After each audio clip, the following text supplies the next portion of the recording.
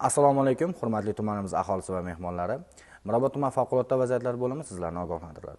Ma'lumki, yoz mavsumida ob-havoning isib ketishi natijasida insonlarning suvda cho'milishiga ehtiyojlari kundan-kunga ortib boradi. Ushbu cho'milishlar natijasida to'g'ri, oqar suvlarda cho'milish o'ziga xos zavq beradi. Afsuski, suvda cho'kib ketish hodisalari bilan bog'liq bo'lgan ko'ngilsiz hodisalar ham uchrab turibdi. Suvda cho'kayotganlarning aksariyati qo'riqlanmaydigan suv havzalarida sodir bo'lmoqda. Ayanchli tomoni shundaki, suvda cho'kayotganlarning ko'p qismini yosh bolalar tashkil qilmoqda. Buning asosiy sabablari ba'zi kishilarning so'zishini yaxshi bilmasligi, cho'milish qoidalariga rioya qilmasligi va ota-onalar ularning o'rnini bosuvchi shaxslarning farzandlariga e'tiborsizligi oqibatida kelib chiqmoqda.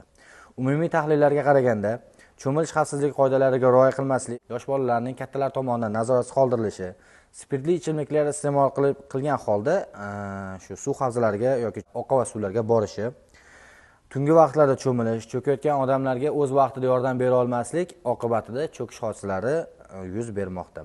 Bundan tashqari, suzish paytida yengiltaklik va loqaydlik bilan o'z kuchiga ortiqcha ishonish, suv va qayiqda noto'g'ri xatti-harakatlar qilish va notanish joyda yolg'iz holda cho'milish ko'ngilsiz oqibatlarga olib kelishi mumkin. Yuqoridagi aytib o'tilgan eslatmalarga har bir inson rioya qilsa, noxush hodisalarning oldini olgan bo'lar edi. Xususan, suvda cho'milayotgan vaqtimizda e'tibor bilan qaraydigan bo'lsak, ushbu suv havzalarida suvi ustida issiqroq qismi bo'ladi. Pastki qismlarida sovuq harorat tashkil qiladi. Cho'milayotgan vaqtimizda o'sha oyoqlarimizda yoki qo'llarimizda har xil tomir tortish holatlari yuzaga kelishi mumkin. Shundan aytiladi, yarim metr joyda ham oyoq tortish oqibatida va boshqa nimalarda cho'kib qolish holatlari bo'lishi mumkin.